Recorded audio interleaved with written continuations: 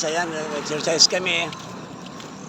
Exercise kami ni Ron, kami nila Lola. Oh. Kami nila Lola. Punta kami ng labasan. Tapos sa Lunes ako pupunta ng 13 Martires. Kasi doon ang RTC.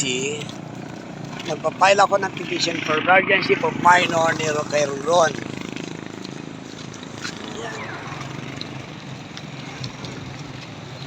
Claimin namin ang insurance niya. Kasi kahapon pumunta ako sa General Trias. Ay, ang General Trias para ay masyadong low-tech. Ciudad City ang General Trias, walang RTC. MTC lang. So ang kailangan namin ay Ron ay under the jurisdiction ng RTC, which is petition for guardianship of minor. Kaya yon, sa Lunes pupunta kami doon. Kasi ngayon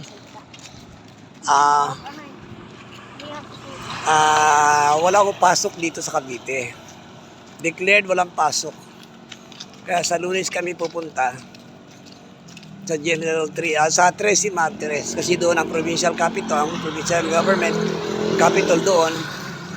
Doon may maraming RTC doon at saka may public attorney's office. Kasi magpapa-assist lang ako sa PAO.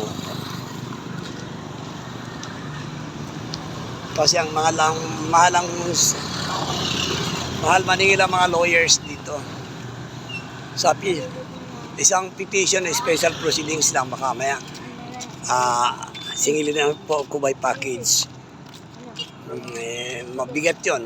Maningil sila ng 20,000. Mabigat sa akin yun. Mabigat ba, ano? Although magkiklaim kami ng insurance, pero mahal pa rin.